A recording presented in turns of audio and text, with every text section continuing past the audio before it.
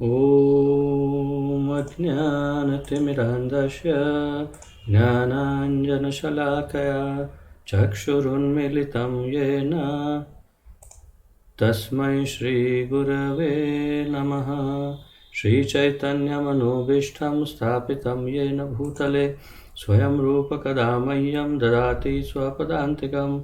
वन्देऽहं श्रीगुरुः श्रीयुतपदकमलं श्रीगुरुन् वैष्णवांश्च श्रीरूपं साग्रजातं सहगण रघुनाथान्वितं तं सजीवं साद्वैतं सावधूतं परिजनसहितं कृष्णचैतन्यदेवं श्रीराधाकृष्णपादान् सगणललिता श्रीविशाखान्वितांश्च। हे कृष्ण करुणा सिन्धो दीनबन्धो जगत्पते गोपेश गोपिकान्त राधाकान्त नमोऽस्तुते।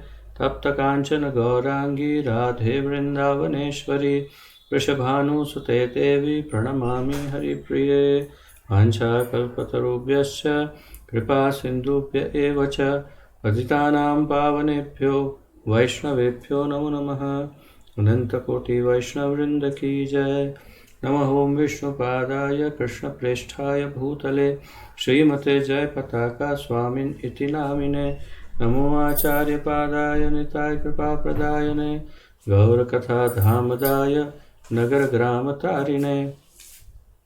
नमः ओं विष्णुपादाय कृष्णप्रेष्ठाय भूतले श्रीमते भक्तिवेदान्त स्वामिन् इति नामिने। नमस्ते सारस्वते देवे गौरवाणी प्रचारिणे निर्विशेषशून्यवादी पाश्चात्यदेशतारिणे। जय श्री कृष्ण चैतन्य प्रभु नित्यानंद श्री अद्वैत गदाधर श्रीवासादि गौर भक्तवृंद। हरे कृष्ण कृष्ण कृष्ण हरे हरे हरे राम राम राम हरे हरे। हरे कृष्ण कृष्ण कृष्ण हरे हरे हरे राम राम राम हरे हरे। हरे कृष्ण कृष्ण कृष्ण हरे हरे हरे राम राम राम हरे हरे।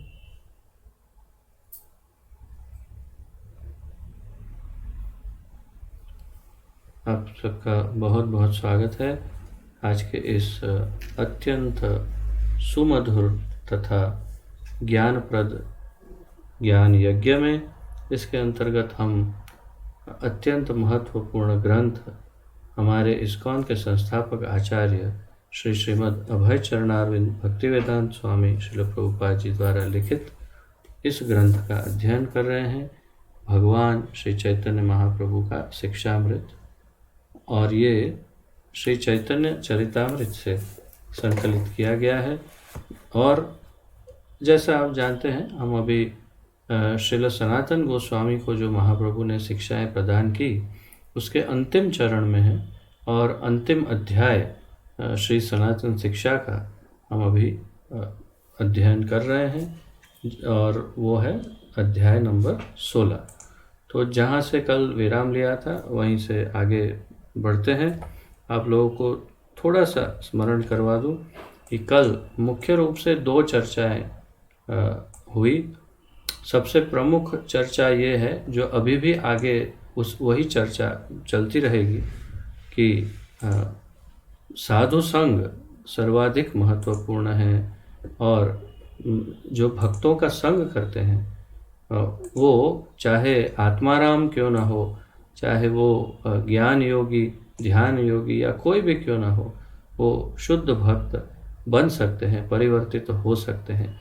तो ये एक बहुत महत्वपूर्ण चर्चा जो कल हम कर रहे थे। और दूसरी चर्चा हमने की श्रीमद्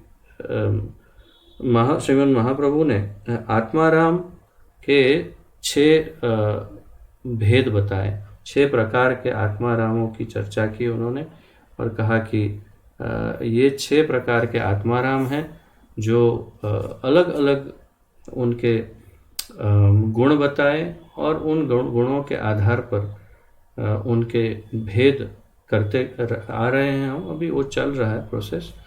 और कल अंत में हमने 10वें स्कंद के 10वें अध्याय का 10वें अध्याय के 10वें श्लोक का भगवद गीता से हमने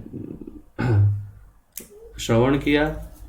तेषां सतत युक्तानां भजतां प्रीतिपूर्वकं ददामि बुद्धि योगम तम येन माम उपयान्ति ते। और अब आगे बढ़ते हैं।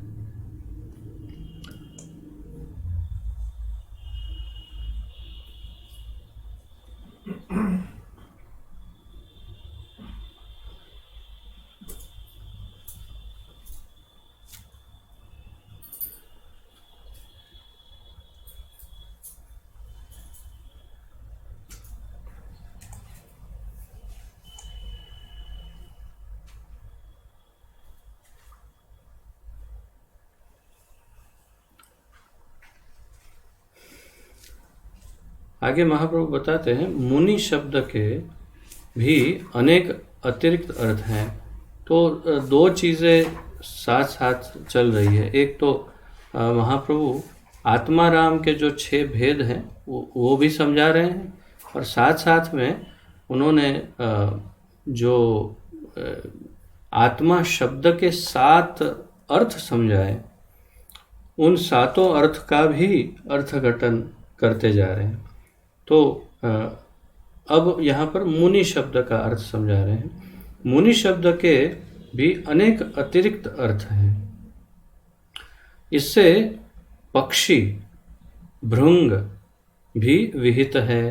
तो मुनि तो हम सामान्य भाषा में समझते हैं कि मुनि का अर्थ है एक तपस्वी, योगी, एक साधक, एक ऋषि, ये मुनि के अर्थ हैं। परंतु एक पक्षी को भी मुनि कहा जा सकता है कुछ विशेष परिस्थिति में। और भृंग अर्थात कीड़ा या एक प्रकार का, जैसे भौंरा, तो भौंरे को भी मुनि कहते हैं। तो भौंरा या कुछ विशेष पक्षी, उन्हें भी भृंग कह सकते हैं, इन्हें भी मुनि कह सकते हैं। तो इससे पक्षी और भृंग भी विहित है। निर्ग्रंथ का अर्थ, तो अब मुनि का शब्द अर्थ अब कह रहे हैं निर्ग्रंथ, इस शब्द का एक अन्य अर्थ है मूर्खजन। तो हम जिस श्लोक की महाप्रभु व्याख्या कर रहे हैं, उसी श्लोक में एक एक शब्द को लेकर के उसकी व्याख्या में जो विशेष शब्द हैं उसके विशेष अर्थ भी समझा रहे हैं। तो निर्ग्रंथ शब्द का अर्थ हमने पहले भी देखा, महाप्रभु ने समझाया, और अब फिर समझा रहे हैं कि निर्ग्रंथ, उसके जैसे कि उसका एक अर्थ ये है कि जो ग्रंथों से परे हो, या तो जो ग्रंथों में विश्वास ना करता हो, या तो जो निर्विशेषवादी, शून्यवादी, मायावादी हो, या तो फिर जो जैसे बुद्ध हैं, तो बुद्ध नहीं, बौद्ध जो है, अर्थात बुद्ध को जो मानते हैं वे शास्त्रों में नहीं मानते हैं, वेदों को नहीं मानते हैं। ये उनकी सबसे विशिष्टता है कि वे वेदों को नहीं, तो उन्हें भी निर्ग्रंथ कहा जा सकता है क्योंकि वे ग्रंथों में श्रद्धा नहीं रखते। और यहाँ पर महाप्रभु कह रहे हैं कि उसका और एक अर्थ है मूर्खजन। निर्ग्रंथ का एक कि जिनको ग्रंथों से कोई ज्ञान प्राप्त नहीं होता, वो मूर्खजन। तो उसका एक और भी अर्थ है निर्ग्रंथ का, मूर्ख। शुद्ध भक्तों की कृपा प्राप्त होने पर पक्षी, भृंग तथा मूर्ख भी भक्ति करते हैं। महाप्रभु कह रहे हैं कि अगर शुद्ध भक्तों का संग प्राप्त हो और उनकी कृपा प्राप्त हो जाए, तो शुद्ध भक्तों की कृपा में इतनी शक्ति है कि पक्षी, भृंग अर्थात भंवरे आदि या जो कीड़े हैं उस प्रकार के, तथा मूर्ख व्यक्ति भी भक्ति कर सकते हैं।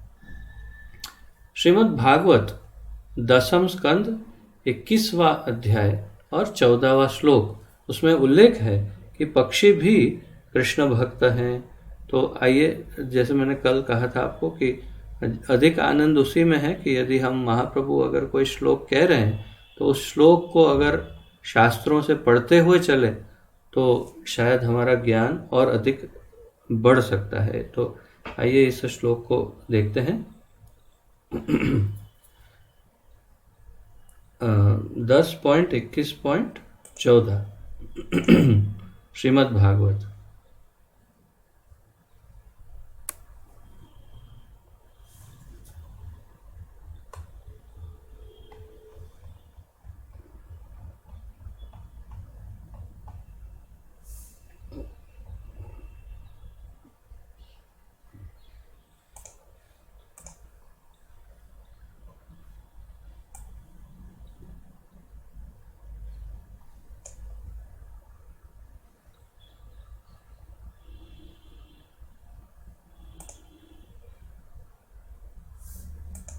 तो ये है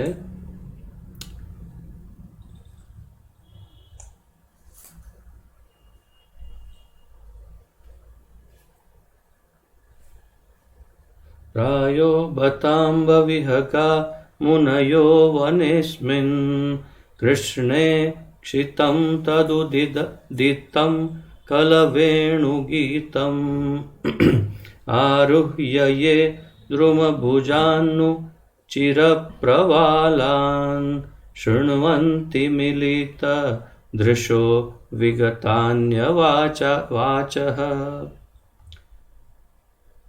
अरे भाई, कृष्ण का दर्शन करने हेतु इस जंगल में सारे पक्षी उड़कर वृक्षों की सुंदर शाखाओं पर बैठ गए हैं। वे एकांत में अपनी आंखें मूंद कर उनकी वंशी की मधुर ध्वनि को ही सुन रहे हैं और वे किसी अन्य ध्वनि की ओर आकृष्ट नहीं होते। सचमुच ये पक्षी महामुनियों की कोटि के हैं। तो यहाँ पर पूरा वर्णन पक्षियों का है। जो पक्षी है वो भक्ति कर रहे हैं, उसका वर्णन है। कैसे भक्ति कर सकते हैं? भगवान की वेणु क्या कहते हैं, मुरली के स्वर में उनके रूप में इतना आकर्षण है, इतना बल है कि वो पक्षियों को भक्ति से या मनुष्यों से क्या लेना देना, परंतु वे भी मंत्रमुग्ध हो जाते हैं। यहाँ पर कहा है कृष्ण का दर्शन करने हेतु इस जंगल के सारे पक्षी, कहाँ के, कौन से जंगल के? वृंदावन। सारे पक्षी उड़कर वृक्षों की सुंदर शाखाओं पर बैठ गए। तो सभी पक्षी उड़ के बैठ गए अपने अपने, जैसे कोई क्रिकेट मैच चल रहा हो और स्टेडियम में एक एक सीट पर दर्शक जाकर बैठ जाते हैं अपनी अपनी सीट पर, और ऐसे आंखें फाड़ के बाइनोक्यूलर लगा के पॉपकॉर्न हाथ में लेकर बैठ जाते हैं। हाँ, तो उसी प्रकार ये सारे पक्षी भी अपनी अपनी सीट पर बैठ गए, एकदम बाइनोक्यूलर लगा के भगवान को देखने के लिए। सब पक्षी सेट हो गए शाखाओं में। वे एकांत में अपनी आंखें मूंद कर उनकी वंशी की मधुर ध्वनि को सुन रहे हैं, और एकांत में अर्थात आजू बाजू में कोई डिस्टर्बेंस नहीं, आंखें बंद कर ली है और दिखाई नहीं दे रहे भगवान, तो दूर से ही उनकी अत्यंत सुमधुर वेणु मुरली का जो स्वर आ रहा है उसे आंख बंद करके पक्षी सुन रहे हैं। ये सब पक्षियों की बात है, किसी अन्य ध्वनि की ओर आकृष्ट नहीं होते। आजू बाजू में कोई आवाज आ रही है तो ध्यान नहीं, केवल मुरली की जो आवाज है वो सुन रहे हैं। सचमुच ये पक्षी महामुनियों की कोटि के हैं। तो स्वाभाविक है, ये साधारण पक्षी तो होंगे नहीं कृष्ण लीला में, तो ये सब कोई महामुनि है, ऐसा वर्णन है। दसम स्कंद के 15वें अध्याय का 6ठा श्लोक है। उसमें कथन है कि भृंगगण सदा श्री राम और श्याम का अनुगमन किया करते हैं। तो यहाँ राम अर्थात बलराम। तो इस संबंध में भगवान श्री कृष्ण ने भृंग की भक्ति का वर्णन किया। तो ये श्लोक यहाँ पर बताया है 10वें अध्याय के कौन सा कहा? 15.6। हाँ, 10वां अध्याय 10.15.6, 10.15.6 वो श्लोक यहाँ पर बताया है। एते लीनस्तव यशो अखिल लोकतीर्थ गायन्त आदिपुरुषानुपदं भजन्ते प्रायो अमी मुनिगणा भवदीयमुख्या गूढ़ं वनेऽपि जहत्य नघात्म दैवम्। हे परम यशोमय आदि पुरुष, तो ये किसको कहा जा रहा है? नहीं, हे परम यशोमय आदि पुरुष बलराम जी, बलराम जी से कहा जा रहा है। हे परम यशोमय आदि पुरुष बलराम जी, ये भ्रमरगण, तो भृंग अर्थात भौरे, भ्रमर जिसे हिंदी में भी कहते हैं, तो ये भ्रमरगण आपका यशोगान और भजन करते हुए आपका अनुगमन कर रहे हैं। तो ये भौरे जो है बलराम जी को फॉलो कर रहे हैं। वे वास्तव में भ्रमर नहीं है, ये यथार्थ में मुनिगण है जो आपकी आराधना करके इस सुअवसर का लाभ ले रहे हैं। आप साधारण जनों के लिए अज्ञेय है, अर्थात साधारण लोग आपको जान नहीं सकते, एक ब्रज का ग्वाला समझते हैं, किंतु ये आपको जानते हैं। कौन जानते हैं? ये आपको जानते हैं। ये कौन? भौरे, भौरे बलराम जी को जानते हैं, ब्रज के भौरे। इसीलिए आपका यशोगान करने को आपका अनुगमन कर रहे हैं, तो आपके पीछे पीछे चल रहे हैं ताकि वे आपकी यश गाथा, आपकी कीर्ति का गान करते जा सके। तो पीछे पीछे चल रहे हैं और बलराम जी की का गुणगान कर रहे हैं भौरे। क्यों? क्योंकि ये भौरे नहीं, वास्तव में मुनिगण है। श्रीमद् भागवत में ऐसा ही अन्य श्लोक 10वें स्कंद के 15वें अध्याय का 7वां श्लोक है। तो ये देखते हैं, 10वें स्कंद 15वें अध्याय का 7वां श्लोक। तो हमने जो अभी देखा वो 14वां था, नहीं, लेकिन वो तो 4था अध्याय था। तो 10.15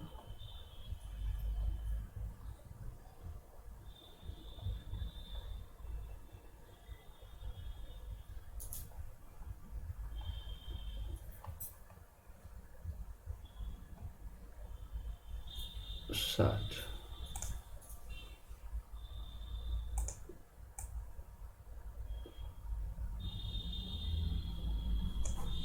तो इसमें क्या कहा है पहले देखते हैं।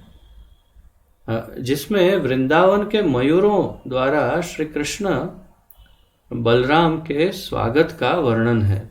इसमें वृंदावन के मयूरों द्वारा, मोर द्वारा कृष्ण बलराम के स्वागत का वर्णन है। तो देखते हैं, ये वही है कि अलग है?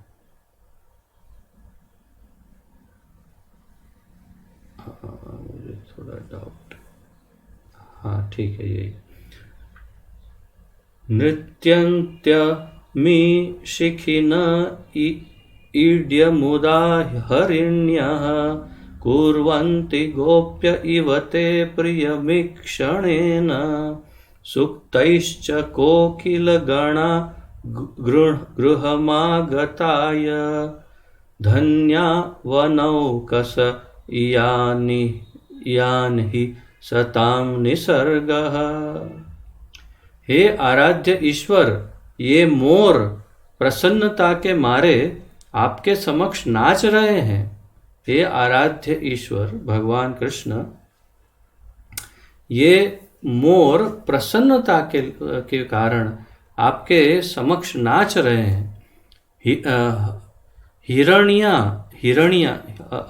जिसे हम डियर कहते हैं, हिरण, तो हिरण्या जो लेडी हिरण फीमेल होती है, अपनी स्नेहिल चितवनों से आपको गोपियों की भांति प्रसन्न कर रही है।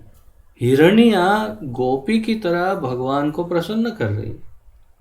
ये कोयलें आपका सम्मान वैदिक स्तुतियों द्वारा कर रही है। बताइए, कोयलें क्या बोल रही है? वैदिक स्तुतियां, और उससे भगवान का सम्मान कर रही है। जंगल के ये सारे निवासी परम भाग्यशाली हैं और आपके प्रति इनका वर्ताव किसी महात्मा द्वारा अपने घर में आए अन्य महात्मा के स्वागत के अनुरूप है। और आपके प्रति इनका वर्ताव कैसा है? महात्मा द्वारा अपने घर आए अन्य महात्मा के स्वागत के अनुरूप है। तो ये सब महात्मा हैं, क्योंकि ये सारे मुनि हैं। कौन? मोर, कोयल, हिरण, ये सब। और ये सब क्या कर रहे हैं? बाकी सब जंगल के जो भी जानवर हैं, ये मुनिगण किसी दूसरे मुनि का स्वागत कर रहे हो, उस प्रकार अर्थात स्वयं भगवान का स्वागत कर रहे हैं और उसके यथा उचित उनका स्वागत कर रहे हैं, अनुरूप इसमें कहा इस श्लोक में। तो यहाँ पर महाप्रभु बता रहे हैं, हे आराध्य पद, देखिए अपने निवास को लौटते हुए ये मयूर आपका प्रेम पूर्ण स्वागत कर रहे हैं। ये ठीक व्रज गोपियों जैसे हैं। वृक्ष शाखाओं पर स्थित कोकिलाएं भी अपनी ही रति से आपका अभिनंदन कर रही है। ये वृंदावनवासी धन्य हैं, क्योंकि ये सभी प्रभु सेवा करने को आतुर रहते हैं।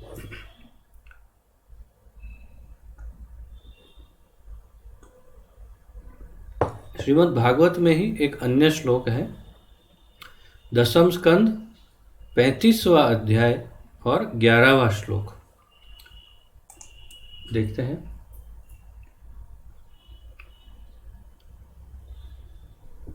दसम स्कंद 35वां अध्याय 11वां श्लोक।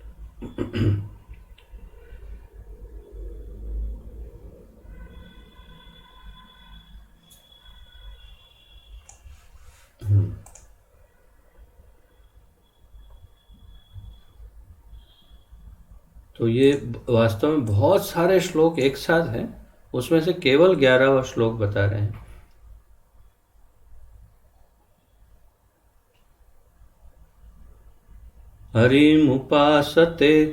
हरिमुपासते यच्चित्ता हन्त मिलित दृशो धृतमौनाः। बस इतना ही है। और यहाँ बहुत लंबा इसका वर्णन, क्योंकि बहुत सारे श्लोक एक साथ है, तो हम केवल यहाँ पर जो बता रहे हैं वही देख रहे हैं। महाप्रभु सरोवर में सारस हंसादि श्री कृष्ण का यशोगान कर रहे हैं। वे जल में खड़े होकर भगवान श्री कृष्ण की ध्यान द्वारा उपासना करते हैं। सरोवर में सारस हंस क्या करते हैं? आप लोगों को ज्ञान होगा कि सारस और हंस ये दो अलग अलग पक्षी, एक जो बहुत लंबे लंबे पैर वाला लंबा सारस पक्षी, और एक हंस भी आप जानते हैं।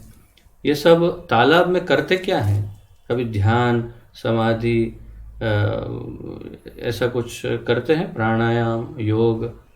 ये मछली ढूंढते हैं, मछली ढूंढ के मछली खाते हैं, और क्या करेंगे तालाब में। परंतु ये ब्रज के जो भी कुंड हैं, तालाब हैं, उसमें सरोवर में सारस हंस आदि श्री कृष्ण का यशोगान कर रहे हैं। भगवान कृष्ण का यशोगान गाते हैं और वे जल में खड़े होकर भगवान श्री कृष्ण की ध्यान द्वारा उपासना करते हैं। तो वो मछली पर ध्यान नहीं, वास्तव में श्री कृष्ण पर ही ध्यान करते हैं। तो ये ब्रज जो है वास्तव में अद्वितीय है। ये हमें बिल्कुल एक छोटे बच्चों की जिसे दंत कथा या फेरी टेल कहते हैं अंग्रेजी में, काल्पनिक कथा बच्चों की, ऐसा ऐसा प्रतीत होता है, परंतु वास्तव में पूरा का पूरा आध्यात्मिक जगत संपूर्ण रूप से चिन्मय है, चेतन है। वहाँ पत्थर भी चेतन है और जितने भी वृक्ष हैं वो भी सब चेतन है, और चेतन है उतना ही नहीं, सबके पास वाचा है, सब बोल सकते हैं और सब संपूर्ण रूप से चैतन्य चेतना से युक्त है और सभी भगवान के भक्त ही हैं। परंतु कोई वृक्ष है, कोई पशु पक्षी है, कोई पहाड़ है, कोई नदी है, जो भी है, कोई गोपी है, कोई बाल, सभी, कोई गाय, कोई, तो ये सभी जो है वो भगवान की सेवा में ही लगे हुए हैं। और इसीलिए यहाँ जो कोई भी वर्णन है उसमें से एक भी वर्णन मिथ्या भाषा या कल्पना नहीं है। ये सनातन सत्य है कि व्रज में, और वो तो गोलोक वृंदावन धाम में तो है ही, परंतु इस भूलोक वृंदावन धाम में भी वास्तव में सब कुछ चैतन्य ही है। और आगे हम देखेंगे महाप्रभु जो सबसे महत्वपूर्ण अंग बताते हैं भक्ति के, उनमें से एक है व्रज में वास। तो व्रजवास जो है वो इसलिए मतलब क्या, यहाँ जिसके भी संपर्क में आते हैं वो वास्तव में कहीं ना कहीं किसी न किसी प्रकार भक्त ही है, अन्यथा वो ब्रज में वास ही नहीं कर सकते, ये संभव ही नहीं है। तो यहाँ मैं आपको केवल इतना ही ध्यान देना चाहता हूँ कि कहीं ऐसा ना समझ ले कि ये सब परिकल्पनाएं हैं, कोई वार्ता है, कोई स्टोरी, कोई फेरी टेल जैसा कुछ है, दंत कथा, ऐसा कुछ नहीं है। ये सब वास्तविकता है। और एक एक जीव अत्यंत हम कल्पना नहीं कर सकते उस कोटि का जीव है। और कोई मोर बना है, कोई कोयल बना है, कोई भौरा बना है। जैसे एक कथा इससे स्मरण होती कि जब इस भूलोक पर ये वृंदावन का निर्माण होना था और भगवान को यहाँ लीला के लिए आना था, तो ब्रह्मा जी ने सब व्यवस्था तो कर दी उनको, तो क्योंकि उनका ब्रह्मांड है ये।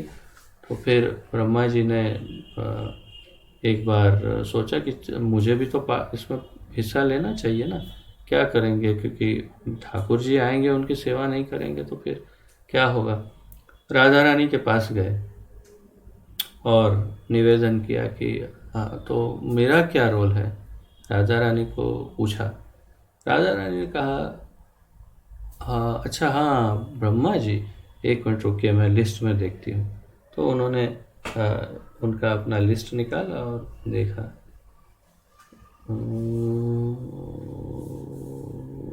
ओ सॉरी, नो वैकेंसी है। नो वैकेंसी अर्थात जगह नहीं है, जगह नहीं है। मेरा ब्रह्मांड मतलब आपका दिया हुआ, लेकिन मेरा ही ब्रह्मांड, मैं ही यहाँ का ब्रह्मा और मुझे ही कोई रोल नहीं है। तो नहीं, क्या कर राधा ने कहा, ये देखो ना, सब फुल है, सब पैक हो गया। एक कण जो ब्रज में एक एक कण है, वो इस सब को अलॉटमेंट हो गया कि कौन क्या बनने वाला है। तो अभी कोई वैकेंसी नहीं है, क्षमा करिए, अभी अगली बार अगले कल्प में देखेंगे। फिर नहीं नहीं नहीं नहीं, रोने लगे ब्रह्मा जी, रोए, बहुत गिड़गिड़ाए। तो राधा रानी ने कहा अभी रुको, एक मिनट शांति रखो, 2 मिनट मुझे सोचने दो, कुछ करना पड़ेगा, अभी आप इतना विलक रहे, रो रहे। फिर कहा चलो ठीक है, ऐसा करो कि मैं अपना घर तुम्हारे सर पे बना लूँगी, तो तुम वहाँ एक पहाड़ बन जाना और पहाड़ के ऊपर मैं घर बना लूँगी। तो वास्तव में यहाँ पर 4 मुख्य पहाड़ है, वैसे 3 ही पहाड़ है, 3 मुख्य पहाड़ है। एक ब्रह्मगिरी है, जो ब्रह्मगिरी अर्थात जो ब्रह्मा जी गिरी अर्थात पर्वत के रूप में है, और उसके ऊपर बरसाना धाम है। तो जो बरसाना, राधा रानी का बरसाना है, वो ब्रह्मगिरी पर्वत पर अर्थात कि ब्रह्मा जी के सर के ऊपर है। और एक नंदगांव है जो नंदीश्वर पहाड़ है। नंदीश्वर पहाड़ अर्थात शिव जी के मस्तक के ऊपर नंद गांव है जहाँ भगवान श्री कृष्ण रहते थे। और तीसरा स्वयं कृष्ण ही पर्वत रूप में है और वो है गिरिराज गोवर्धन महाराज। तो गिरि गोवर्धन और नंदीश्वर और ये ब्रह्मगिरी, ये तीन, और इस प्रकार ब्रह्मा जी को रोल मिला और फिर शांत हुए।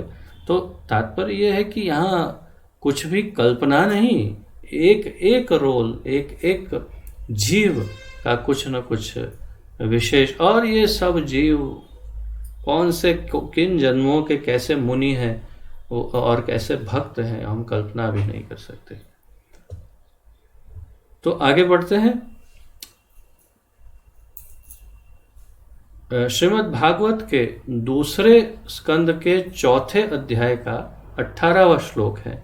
उसमें कहा है, ये पढ़ते हैं दूसरे अध्याय के दूसरे स्कंद के 2.4.18। किरातहुन्नान्द्र पुलिंद पुलकशा आभीरशुंभा यवना खसादयः येन्ये च पापा यदपाश्रयाश्रयाः शुध्यन्ति तस्मै प्रभविष्णवे नमः। अनुवाद है, किरात, हुण, आंध्र, पुलिंद, पुलकश, आभिर, शुंभ, यवन, खस आदि जातियों के सदस्य तथा अन्य लोग जो पाप कर्मों में लिप्त रहते हुए परम शक्तिशाली भगवान के भक्तों की शरण ग्रहण करके शुद्ध हो सकते हैं, मैं उन भगवान को सादर नमस्कार करता हूँ।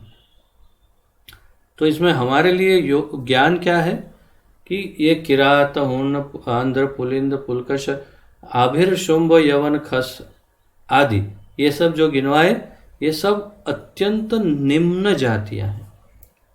अगर हम वर्णाश्रम की बात करें तो ब्राह्मण, क्षत्रिय, वैश्य, शूद्र, शूद्र के बाद किरात, हुण, आंध्र, पुलिंद, पुलकश, आभिर, शुंभ, यवन और खस ये आते हैं।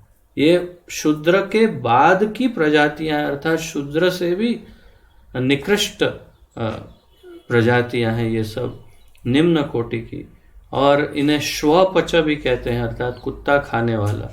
चांडाल कहते हैं इन्हें। यवन जैसे, तो यवन अर्थात मुसलमान, जैसे हम जिसे अब मुसलमान कहते हैं, उस समय के वो यवन। तो ये सब अत्यंत निम्न प्रजातियां हैं जिनको वेद, शास्त्र, धर्म आदि से क्या लेना देना। लेकिन अगर ऐसे लोग भी पाप कर्मों में लिप्त रहते हुए भी अगर परम शक्तिशाली भगवान के भक्तों की शरण ग्रहण करके शुद्ध हो सकते हैं, ऐसे भगवान की हम वंदना करते। तो भगवान की इतनी महिमा नहीं है इस श्लोक में। परिचय तो दिया कि ये इतने प्रकार की जातियां हैं, लेकिन परिचय इसमें गुणगान किसका हो रहा है? भगवान के शुद्ध भक्तों का। भगवान के शुद्ध भक्त भगवान से अधिक दयालु और पावन करने वाले होते हैं। तो पतित पावन, तो ये सब पतित हैं, उसमें कोई संदेह नहीं है। निस्संदेह ये सब पतित, और इन सभी पतितों को पावन करने वाले भगवान के शुद्ध भक्त हैं। उनकी वंदना इस श्लोक में की जा रही है।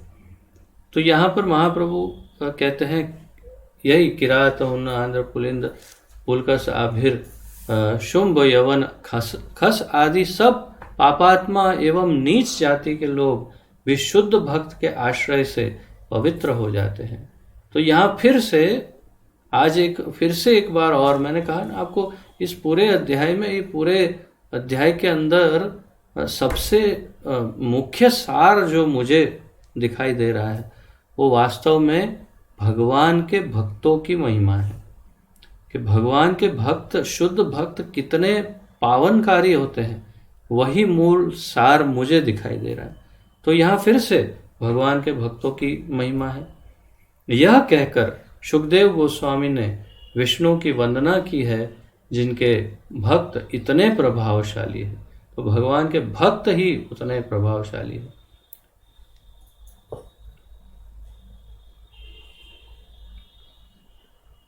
तो यहाँ पर वो श्लोक तो कहना आवश्यक है जो ऐसे आप सब जानते हैं। शिव जी पार्वती जी को उपदेश देते हैं। पार्वती जी ने पूछा कि सबसे अधिक पूज्य कौन है? तो शिव जी ने पार्वती जी को कहा कि आराधनानां सर्वेषां विष्णु आराधनम परम। तो सभी आराधनाओं में, पूजा में, भक्ति में सबसे प्रमुख भक्ति आराधना पूजा विष्णु की होनी चाहिए। विष्णु आराधनम परम। फिर कहा एक मिनट रुको, अभी आगे सुनो। क्या? तस्मात् परतरम देवी, उससे भी ऊपर एक और है, तदीयानाम समर्चनम। तो उनके तदीय, उनके जो भक्त है, विष्णु के भक्त जो वैष्णव है, उनकी भक्ति या उनकी आराधना सर्वोपरि भक्ति है। उससे ऊपर और किसी की भक्ति या आराधना नहीं, ऐसा महादेव पार्वती को कह रहे हैं। तो स्पष्ट है भगवान के भक्तों का आश्रय अत्यंत महत्वपूर्ण है। और इसीलिए हम सब श्रील प्रभुपाद जी जैसे शुद्धाति शुद्ध महाभागवत भक्त के चरण कमलों का आश्रय ग्रहण करते हैं और उनसे विनती करते हैं कि हमारा उद्धार करें। तो वो प्रभुपाद जी जैसे महाभागवतों का जब हम संग करते हैं, उनकी वाणी पढ़कर और उनके चरण आश्रय में रहते हैं, तो निश्चित है कि हमारा उद्धार हो जाएगा। अब आगे समझाते हैं महाप्रभु। धृति शब्द का एक अन्य अर्थ है निज पूर्णता ज्ञान। निज पूर्णता ज्ञान। निज पूर्णता ज्ञानी अपने को सब दुखों से मुक्त मानकर जीवन की सर्वोच्चता प्राप्त करता है। तो ये निज पूर्णता ज्ञानी जो है, स्वयं को सब दुखों से मुक्त मानकर जीवन की जो सर्वोच्चता है उसे प्राप्त करता है। सर्वोच्चता क्या है? स्वाभाविक है कृष्ण भक्ति। कृष्ण भावना भावित पूर्ण भक्त संपूर्ण प्राकृत दुख सुख से स्वतंत्र होते हैं। तो अब भक्त क्या होते हैं? हर प्रकार के प्राकृत दुख सुखों से मुक्त होते हैं। दुखों से और सुखों से भी मुक्त होते हैं भगवान के भक्त।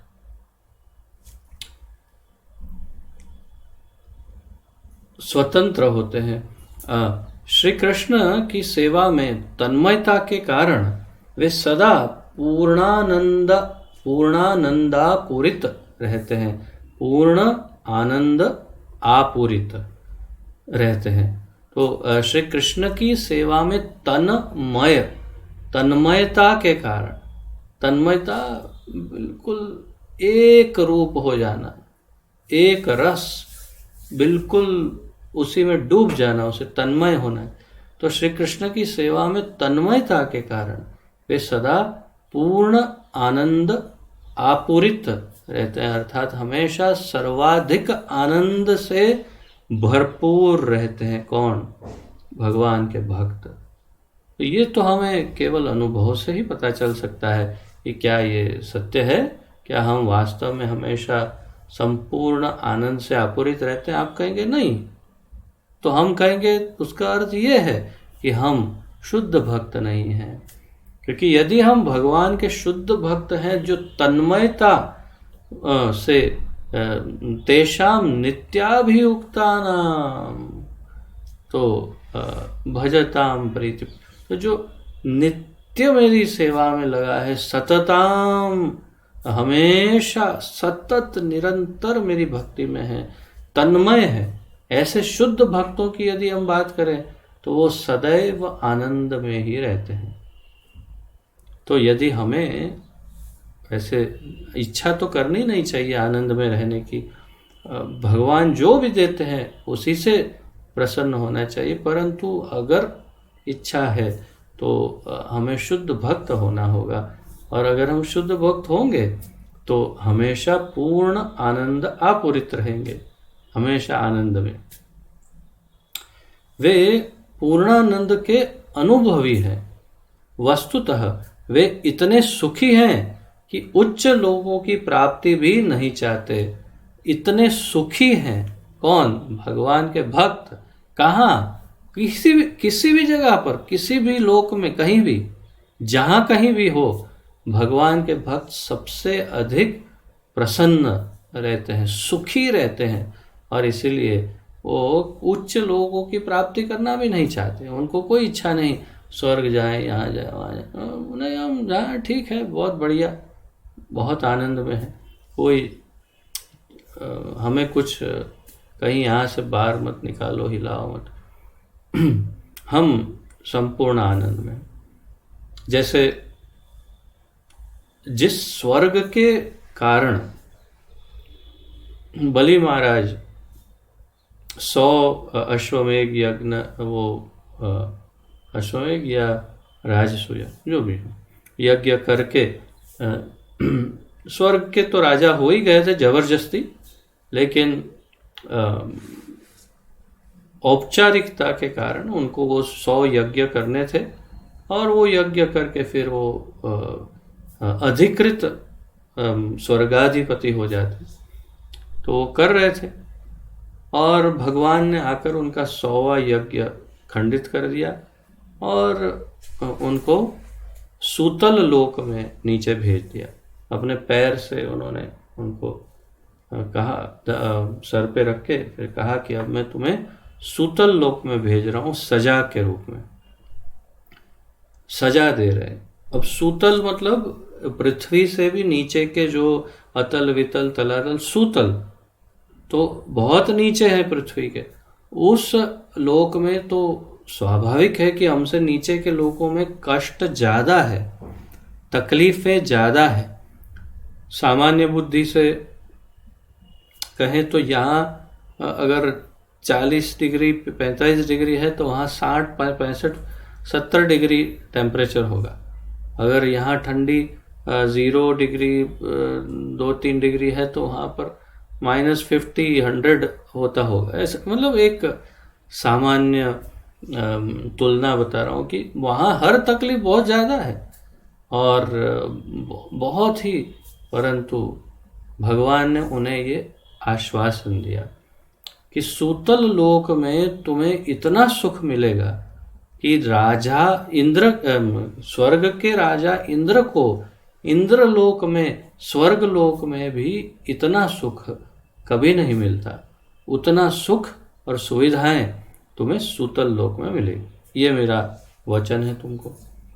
तो बिल्कुल वैसे ही, और उतना ही नहीं, वो भी कहा कि मैं तुम्हारा नित्य द्वारपाल बनकर तुम्हारे सामने खड़ा रहूंगा।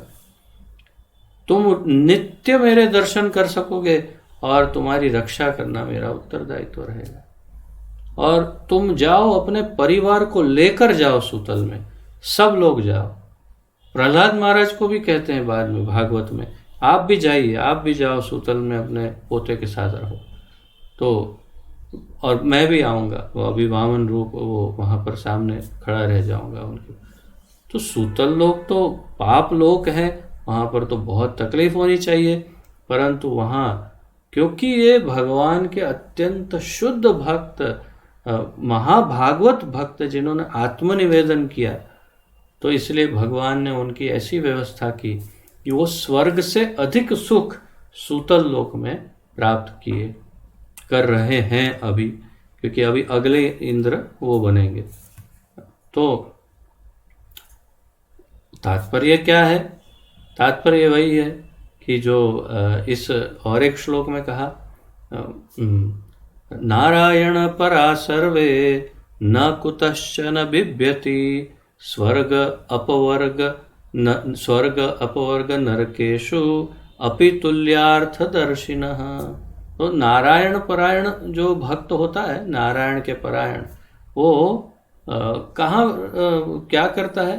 तो नारायण परा सर्वे न कुतश्चन बिभ्यति, कहीं डरता नहीं और सुखी भी रहता है। कहाँ? स्वर्ग अपवर्ग नरकेशु। तो स्वर्ग में, चाहे धरती पर अपवर्ग या पृथ्वी पर, या नरक में, अपि तुल्यार्थदर्शिन, एक समान देखता है, उसको कोई अंतर नहीं पड़ता है। आप उसको नरक में फेंक दो, कोई बात नहीं, उसे तो हमेशा आनंद ही प्राप्त होता है।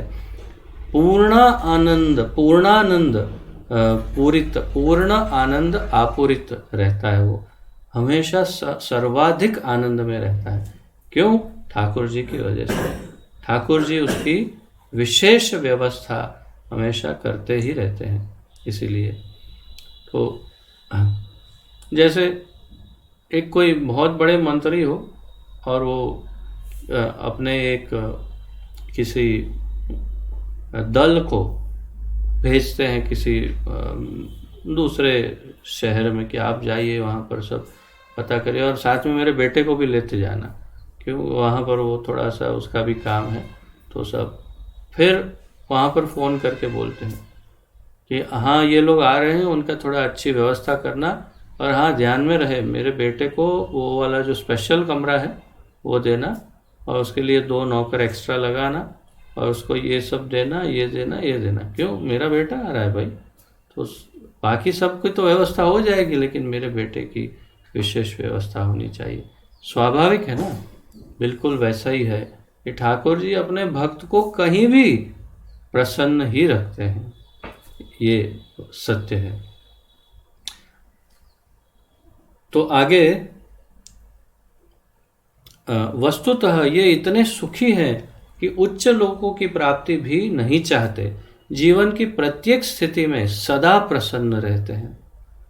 पूर्णतः भगवत सेवा में नियुक्त होने से वे प्राकृत विषय भोग अथवा सुख की वांछा नहीं करते। पूर्णतः, संपूर्ण रूप से भगवत सेवा में नियुक्त होने से, तो उनका ध्यान पूरी तरह से भगवान की सेवा में है, और इसीलिए उनका ध्यान अपनी इंद्रियों के सुख में नहीं है। उनका ध्यान भगवान की सेवा में। वो ये नहीं सोचते कि मेरी इंद्रियों को क्या हो रहा है, मिल रहा है, क्या हो रहा है, नहीं, कोई कुछ उसकी सोचते नहीं, और इसलिए भगवान सोचते हैं कि हाँ इसको मुझे व्यवस्था करके देनी होगी। तो भगवत सेवा में नियुक्त होने से वे प्राकृत विषय भोग अथवा सुख की वांछा, इच्छा नहीं करते। गोस्वामियों के उल्लेख अनुसार श्री कृष्ण में नियोजित इंद्रियों वाले शांत धीर कहलाते हैं। तो गोस्वामियों के अनुसार जो भगवान के अंदर अपनी इंद्रियों को नियोजित करते हैं और भगवान की सेवा करते हैं, उन्हें शांत अथवा धीर कहते हैं।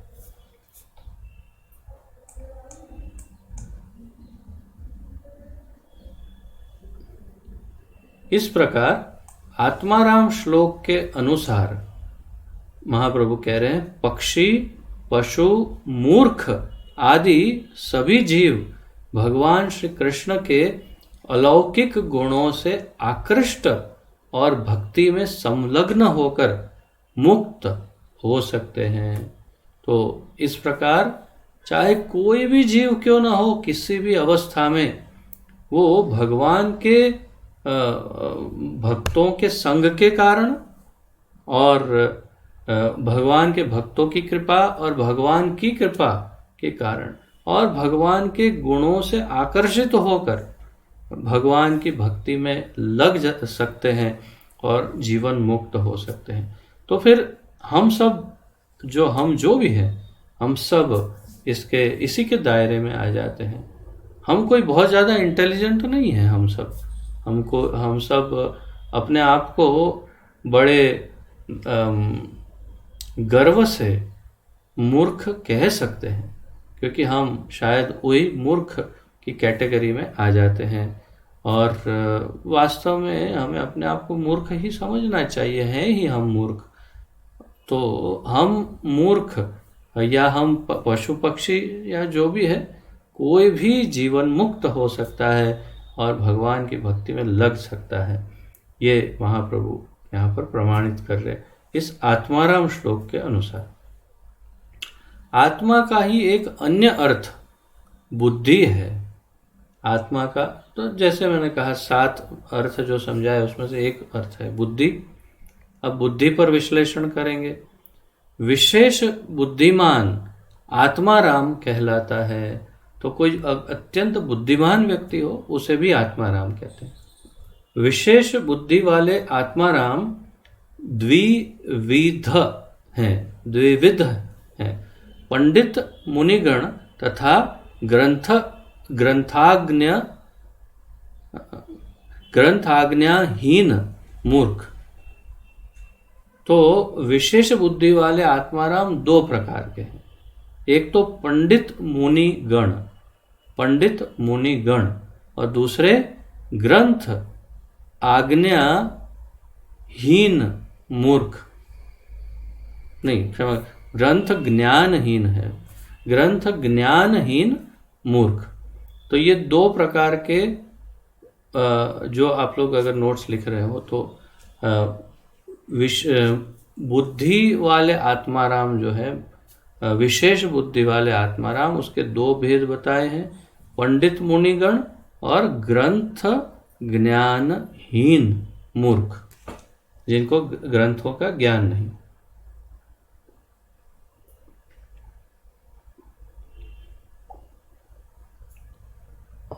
इन दोनों को ही शुद्ध भक्तों का साधु संग मिल सकता है। तो फिर से आप देखिए, वारंवार पुनः पुनः महाप्रभु साधु संग का ही उल्लेख कर रहे हैं और उसी को बहुत अधिक महत्वपूर्ण बता रहे हैं। तो हमें समझ जाना चाहिए। आगे और एक बहुत लंबी कथा सुनाएंगे महाप्रभु, बहुत लंबी कथा। आज तो शायद वो भी कर भी सकते हैं। तो वो लंबी कथा है, उसमें पूरा सार साधु संघ का ही है। तो सबसे महत्वपूर्ण साधुओं का, अर्थात कि शुद्ध वैष्णवों का, भगवान के भक्तों का संग, वही सबसे अधिक महत्वपूर्ण। तो यहाँ भी कह रहे हैं कि ये दोनों अगर है तो आत्माराम, ये लोग कैसे भी भक्त नहीं अभी, तो वे भी अगर भक्तों के संग में आ जाए तो ये भी भक्त बन सकते हैं। मूर्ख आत्माराम भी सर्वस्व त्याग कर कृष्ण भावना भावित शुद्ध भक्ति कर सकते हैं। मूर्ख आत्माराम अपना सब कुछ छोड़ करके शुद्ध भक्ति कर सकते हैं। श्रीमद् भगवद गीता में उल्लेख है कि भगवान श्री कृष्ण सब पदार्थों के आदि कारण हैं, उन्हीं से सब कुछ प्रकट होता है। श्रीमद् भागवत के अनुसार दूसरे स्कंद के 7वें अध्याय के 45वें श्लोक के, 45 नहीं है वास्तव में, यहाँ हिंदी में 45 लिखा है, लेकिन अंग्रेजी में 46 लिखा है, और वो 46 ही है। 2.7.46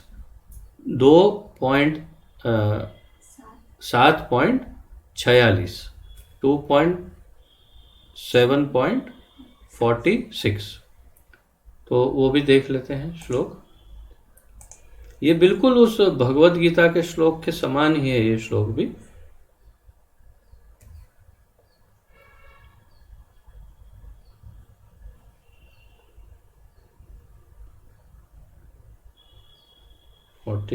ना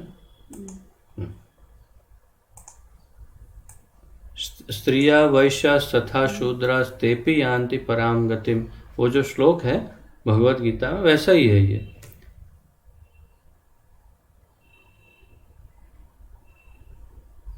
ते वै विदन्त्य तितरन्ति च देवमायां स्त्रीशूद्रहूण शबरा अपि पापजीवाः यद्यत् भूतक्रमपरायणशील शिक्षा स्त्रियग्जना अपि किमु श्रुतधारणा ये।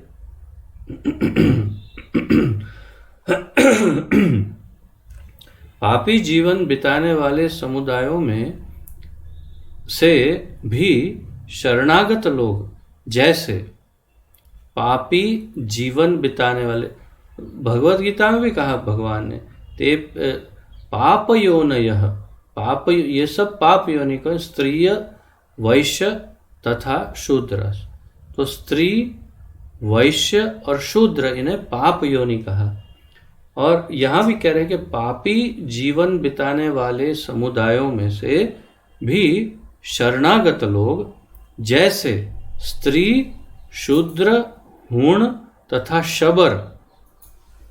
तो इसमें हमने हूण वगैरह तो देखा था, तो उसमें लिस्ट में, तो ये यहाँ तक कि पशु पक्षी भी तत्व ज्ञान के विषय में जान सकते हैं। यहाँ तक कि पशु पक्षी भी तत्व ज्ञान के विषय में जान सकते हैं। वे भगवान के शुद्ध भक्तों की शरण में जाकर तथा भक्ति पथ पर उनके पद चिन्हों का अनुसरण कर माया के चंगुल से छूट जाते हैं। सबसे महत्वपूर्ण बात यह है कि पाप योनि हो चाहे नहीं हो, पशु हो चाहे मनुष्य हो, ब्राह्मण हो कि शूद्र हो या कोई भी हो, यदि किसी शुद्ध भक्त का अनुगमन करते हैं, अनुगत्य करते हैं, उनका अनुकरण नहीं कहेंगे, अनुसरण करते हैं अगर, तो क्योंकि अनुकरण तो एक्टिंग हो जाता है एक प्रकार से, तो अनुसरण करते हैं यदि, तो उनका जीवन मुक्त होना एकदम निश्चित है। अर्थात तो सर्वोच्च तेपि यान्ति पराम गतिम, भगवद गीता में भगवान कहते तेपि यान्तिम पराम गतिम, अर्थात उनको भगवान का लोक प्राप्त हो सकता है, कृष्ण लोक, गोलोक, वृंदावन धाम। किसे, कोई भी हो, अगर भगवान के भक्त का वे अनुगमन करते हैं, उनके पीछे पीछे चलते हैं, तो पद चिन्हों का अनुसरण कर माया के चंगुल से छूट जाते हैं। यहाँ पर अनुवाद किया है। तो फिर से एक ही बात, बार बार एक ही बात, कि भगवान के भक्त सर्वाधिक महत्वपूर्ण है।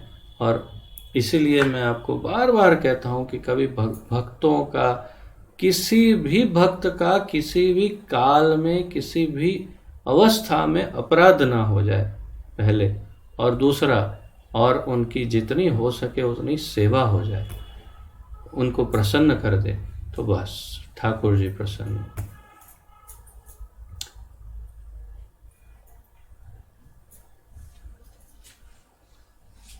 तो यहाँ पर महाप्रभु कह रहे हैं, स्त्री, शूद्र, हूण, शबर, पक्षी, पशु आदि भी जीवन का परम लक्ष्य प्राप्त कर सकते हैं। फिर शास्त्र ज्ञान संपन्न बुद्धिमानों के विषय में तो कहना ही क्या। तो जिनके पास शास्त्रों का ज्ञान वगैरह है, वो अगर भक्तों के संग में आएंगे तो फिर कैसा उद्धार होगा उनका। अगर इनका हो सकता है तो उनका तो हो ही जाएगा। जैसे पूर्व उल्लेख है भगवद गीता 10th अध्याय के 10th श्लोक में, तेषां नित्याभियुक्तानां भजतां प्रीतिपूर्वकं ददामि बुद्धि योगम तम येन माम उपयान्ति ते। तो मैं भी इस भगवद गीता के श्लोक में भी आया है कि जब कोई बुद्धिमान कृष्ण भावना भावित होता है, तब भगवान श्री कृष्ण भी विनिमय में उसे वह बुद्धि योग प्रदान करते हैं जिससे वह उन्हें प्राप्त कर सकता है। भगवान श्री गौर सुंदर महाप्रभु ने श्री सनातन गोस्वामी से आगे कहा कि साधु संग, कृष्ण सेवा, श्रीमद् भागवत पाठ अर्थात अध्ययन, भगवन नाम कीर्तन, जप तथा व्रजवास, ये 5 साधन प्रेमोदय के लिए अतिशय आवश्यक हैं। मैं तो ये कहूँगा कि जो नोट्स नहीं लिख रहे हैं वो भी कहीं से ढूंढ के ले आओ, नोट और पेन, और ये और कुछ मत लिखो चलेगा, लेकिन ये लिख लो। ये सबसे अधिक महत्वपूर्ण बात महाप्रभु यहाँ कर रहे हैं। प्रेम उदय के लिए, अर्थात हृदय में प्रेम को जागृत करने के लिए ये 5 अंग सबसे महत्वपूर्ण महाप्रभु कह रहे हैं। इसमें से हम पहले कई बार सुन चुके हैं, नित्य सिद्ध कृष्ण प्रेम साध्य कबू नय, श्रवण आदि शुद्ध चित्ते करय उदय।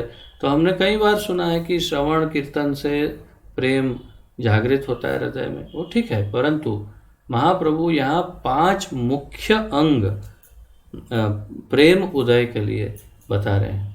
तो भगवान श्री गौर सुंदर महाप्रभु ने सनातन गोस्वामी को आगे कहा कि एक साधु संग सबसे पहले ही वही है जिसकी हम कई पहले से ही चर्चा करते आ रहे हैं इस चैप्टर के की शुरुआत से, और मैं आपको कह रहा हूँ, बार बार कह रहा हूँ, सबसे महत्वपूर्ण साधु संग। तो सबसे पहला महाप्रभु कह रहे हैं साधु संग, अर्थात वैष्णवों का संग। दूसरा कृष्ण सेवा, भगवान की सेवा डायरेक्ट। 3 श्रीमद् भागवत पाठ और अध्ययन, श्रीमद् भागवतम का पाठ तथा अध्ययन। 4 भगवन नाम कीर्तन जप तथा, तो भगवन नाम कीर्तन और या जप जो भी है, तो जप और कीर्तन भगवान नाम का। और ये चौथा हो गया। और 5वां तथा व्रजवास। मैंने आपको कहा था ना कि 5 मुख्य अंग में से एक है व्रजवास, तो 5वां है व्रजवास, अर्थात व्रज में निवास। ये अत्यंत महत्व। तो यहाँ आगे कहते ये 5 साधन प्रेम उदय के लिए अति आवश्यक है। महाप्रभु कह रहे हैं प्रेम के उदय होने के, प्रेमोदय के लिए अति आवश्यक 5 साधन हैं। तो अब आप कहेंगे कि ये कैसे होगा, ये 5 करेंगे कैसे? एक ही टाइम पे साधु संग भी हो, उसी टाइम पे भगवान की सेवा भी हो, उसी टाइम भगवान भागवत का पाठ भी करे, वो उसी टाइम फिर कीर्तन भी करने का, और फिर उसी टाइम फिर ब्रज में भी रहने का। ये सब कैसे एक साथ हो सकता है? तो महाप्रभु कह रहे हैं इन 5 को एक साथ करना आवश्यक नहीं है। इनमें से एक में भी दक्ष होने पर निस्संदेह कृष्ण प्रेम की प्राप्ति होगी। किसी भी एक में अगर हम निपुण हो जाते हैं, दक्ष हो जाते हैं, एक्सपर्ट हो जाते हैं, तो भी निसंदेह, महाप्रभु कह रहे हैं, निसंदेह कृष्ण प्रेम की प्राप्ति होगी। तो ये बहुत ही महत्वपूर्ण 5 अंग है। आप हमेशा इसे स्मरण रखें तो बहुत अच्छा है, और स्मरण से ज़्यादा इसको हमारे जीवन में लागू करना है, वो अधिक महत्वपूर्ण है। स्मरण रहे कि नहीं, इसमें से किसी एक को भी आप पकड़ सकते हैं, 2 को कर सकते हैं, 2 करिए, परंतु सब कर सकते हैं तो आश्चर्य होगा। कर सकते हैं। सबसे पहले साधु संग, कृष्ण सेवा, श्रीमद् भागवत, भगवान नाम कीर्तन और ब्रजवास, ये 5 अंग भगवान के प्रेम के उदय के लिए आवश्यक, परम आवश्यक, अति आवश्यक बताए। और इनमें से किसी एक में दक्ष होने पर निस्संदेह कृष्ण प्रेम की प्राप्ति होगी, महाप्रभु कह रहे हैं। तो मेरे विचार से तो यही सार सर्वस्व है। हमें तो यही चाहिए, और अगर कृष्ण प्रेम जागृत हो जाता हो तो हमें ज्ञान मिल गया कि क्या करना चाहिए, बस वही करते रहेंगे तो भी सफल हो सकते हैं। यथार्थतः सुबुद्धि जन सब प्रकार की भोग वासना त्याग कर भगवान श्री कृष्ण की भक्ति में संलग्न रहते हैं। भक्ति के प्रभाव से भक्त सब भोग वांछाओं को ठुकरा कर श्री कृष्ण के अलौकिक गुणों से आकृष्ट हो उनमें पूर्ण आसक्त हो जाता है। तो भगवान की भक्ति इतनी प्रबल है, इतनी शक्तिशाली है कि स्वाभाविक रूप से भोग की इच्छाएं खत्म हो जाती। हम सब का अनुभव है, जितने भी भक्त हैं, विशेष रूप से जो दीक्षित भक्त हैं, एडवांस काफ़ी समय से जो भक्ति में है, उन सब का तो विशेषता एकदम स्पष्ट अनुभव है, एकदम स्पष्ट अनुभव कि समझ में नहीं आता कि हम कितने भोगी थे पहले और अब स्वाभाविक रूप से भोग के प्रति हमारी इच्छाएं, कोई स्वाभाविक इच्छा जागृत ही नहीं होती। स्वाभाविक रूप से उनके प्रति हम निरासक्त या बिल्कुल जिसे कहते हैं जिससे कोई रुचि नहीं, ऐसे हम नीरस हो जाते हैं भोग में। ये स्वाभाविक क्यों? क्योंकि ये शक्ति हमारी नहीं, ये शक्ति भगवान की भक्ति की है। तो भक्ति के प्रभाव से यहाँ कह रहे हैं महाप्रभु, भक्त सब भोग वांछाओं को ठुकरा कर श्री कृष्ण के अलौकिक गुणों से आकृष्ट हो उनमें पूर्ण आसक्त हो जाता है। भक्तों की दृष्टि में भगवान श्री कृष्ण का ऐसा ही माधुर्य है। भक्तों की दृष्टि में भगवान कृष्ण का ऐसा ही माधुर्य है, ऐसे ही मधुर है।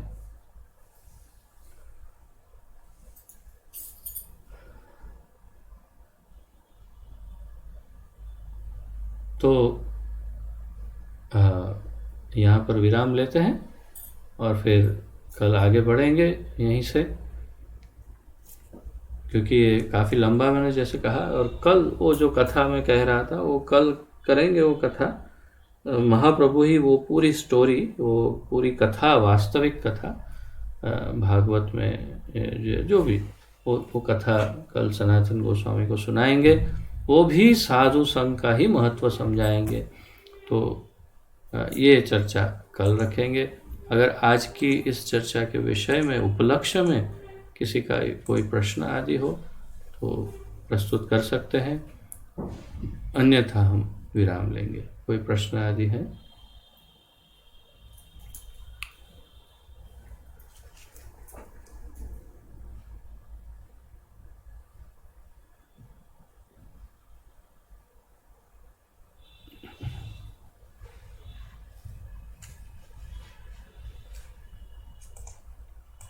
जी, हरे कृष्ण प्रभु जी, धन्यवाद, प्रणाम जी। जय प्रभु जी, समझ आता हो लेट से जुड़ा हुआ हो तो पूरा सुनने को नहीं मिला, तो जितना सुना उसमें से ऐसा 2 प्रश्न जैसा ही है। अच्छा। तो एक ऐसा है प्रभु जी, जो ये कई बार ऐसा चर्चा भी किया है आपने कि जो 5 तत्व है, जो साधु संघ, फिर कृष्ण सेवा है।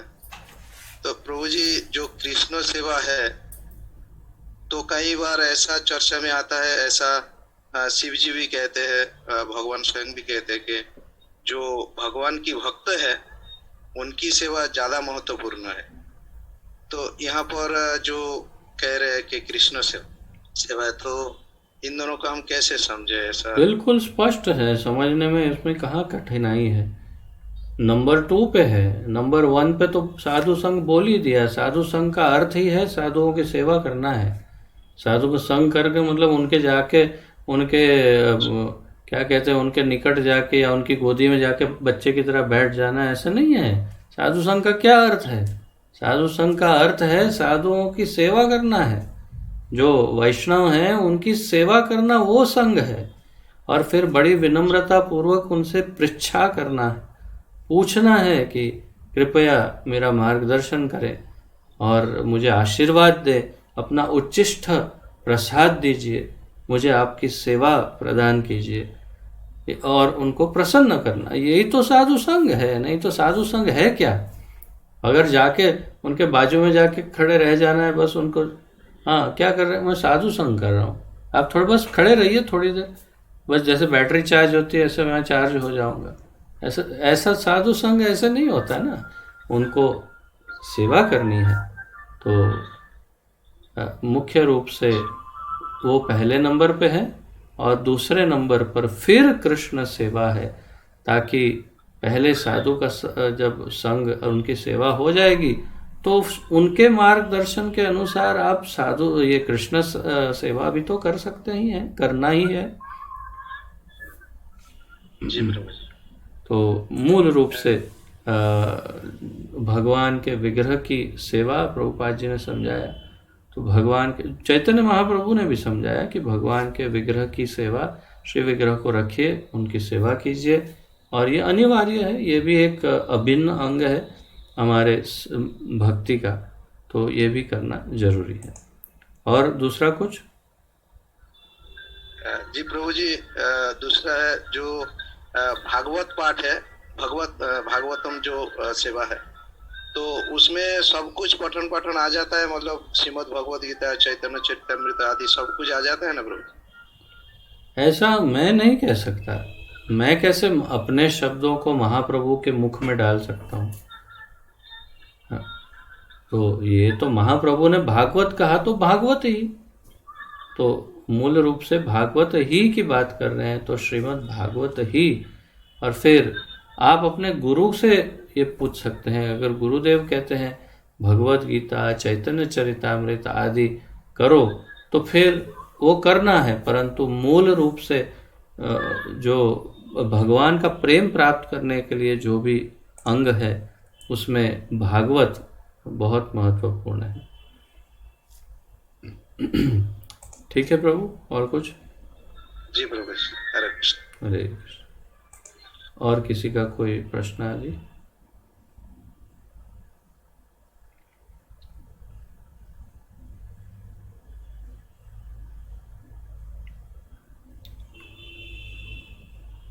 ठीक है, तो यदि कोई और प्रश्न ना हो तो आज विराम लेते हैं यहाँ पर, और कल फिर यहीं से आगे प्रारंभ करेंगे। श्री चैतन्य महाप्रभु की जय। श्रील सनातन गोस्वामी प्रभुपाद की जय। परम पूज्य पतित पावन अभय चरणारविंद भक्ति वेदांत स्वामी श्रील प्रभुपाद की जय। पतित पावन गुरुदेव की जय। निताय गौर प्रेमानंदे। हरि हरि बोल। हरे कृष्ण।